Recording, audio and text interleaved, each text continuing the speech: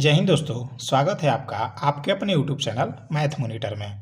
तो आज की इस वीडियो में हम लोग देखेंगे शेषफल वाले प्रश्नों को जो कि एग्जाम में बहुत बार पूछे जाते हैं। और प्रश्न कुछ इस प्रकार होते हैं कि हम लोग कंफ्यूज हो जाते हैं कि इसका सॉल्यूशन कैसे होगा। ठीक है दोस्तों, तो आप मेरे वीडियो में शुरू से लेकर अंत तक बने रहें ताकि आपको इस प्रकार के प्रश्नों को बनाने में कोई भी दिक्कत ना हो। ठीक है दोस्तों, चलते हैं हम लोग अपने प्रश्न की ओर और प्रश्न के माध्यम से जो भी कॉन्सेप्ट है उसको हम लोग क्लियर करेंगे। देखिए, प्रश्न कुछ इस प्रकार है कि 49 का पावर 15 माइनस 1 किस संख्या से पूर्णतः विभाजित होगा। ठीक है दोस्तों, 50 का घात जो दिया हुआ है वह 15 दिया हुआ है और -1 है। ठीक है दोस्तों, देखिए यहाँ पे जो घात है, यहाँ पे जो घात है दोस्तों, घात जो है दोस्तों वह विषम संख्या है। तो विषम संख्या का सबसे छोटा रूप क्या होता है? विषम संख्या का छोटा रूप होता है 1, 3। ठीक है, इस प्रकार से ये बढ़ते हुए जाएगा और ये हो जाएगा 5। ठीक है दोस्तों, देखिए ये विषम संख्या का छोटा रूप हुआ 1, 3, 5।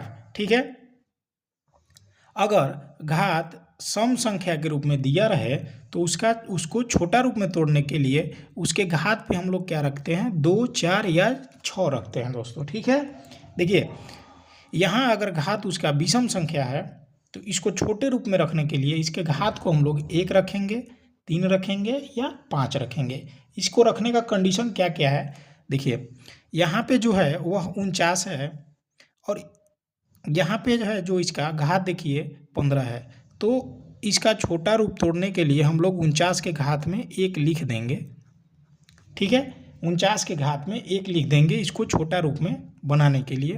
तो 49 का घात जब 1 होगा तो ये हो जाएगा 49 और -1। ठीक है दोस्तों, और यह बराबर हो जाएगा 48 के।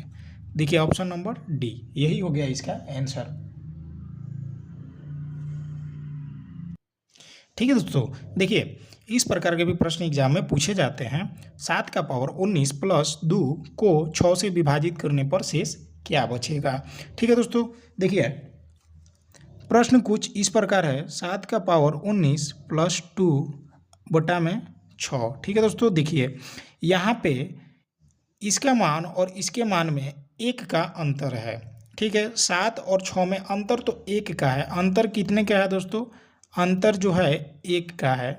ठीक है, उसके बाद सबसे पहले हम इन दोनों का अंतर देखेंगे। इस दोनों में अंतर कितने का है? 6 से भाग देना है तो इसको और इसको में देखेंगे, इसमें और इसमें देखेंगे कितने का अंतर है।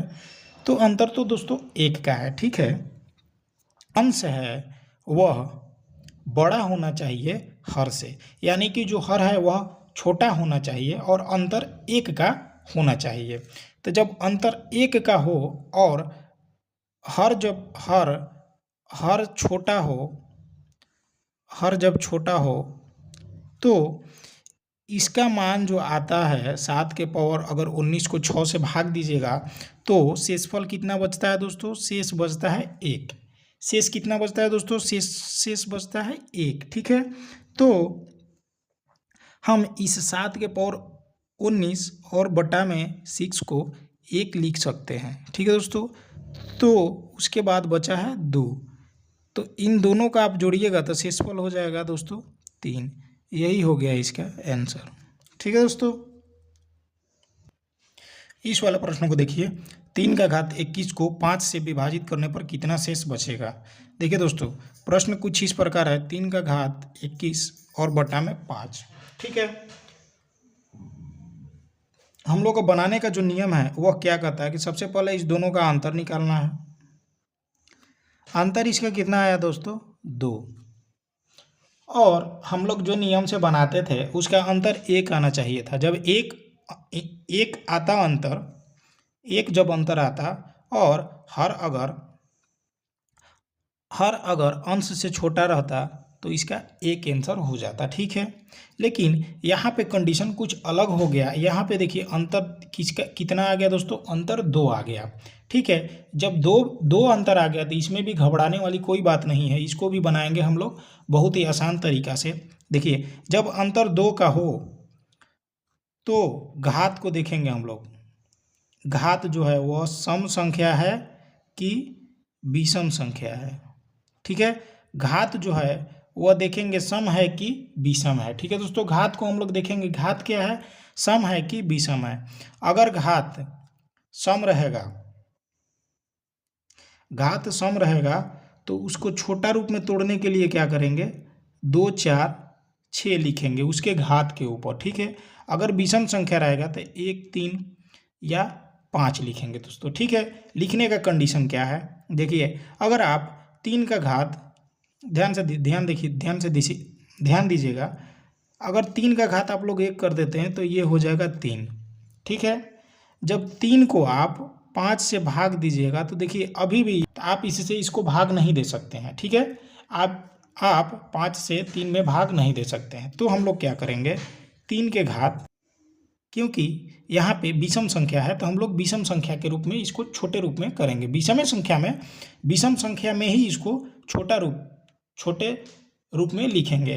तो अब हम लोग लिख दिए 3 का घात 3। ठीक है, तो इसको आप अब जब पूरा कीजिएगा तो 3 का घात 3 होता है 27 और बटा में कर दीजिए दोस्तों 5। ठीक है, अब आप इसको कटा दीजिए, कटेगा कितना, 5 बार में तो पूरा कट गया, लेकिन शेष कितना बचा दोस्तों, शेष बच जाएगा 2।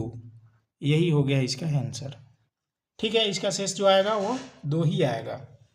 ठीक है दोस्तों, मैं आशा करता हूँ कि आप लोगों को इस प्रकार के प्रश्न को भी बनाने में कोई दिक्कत नहीं हुआ होगा।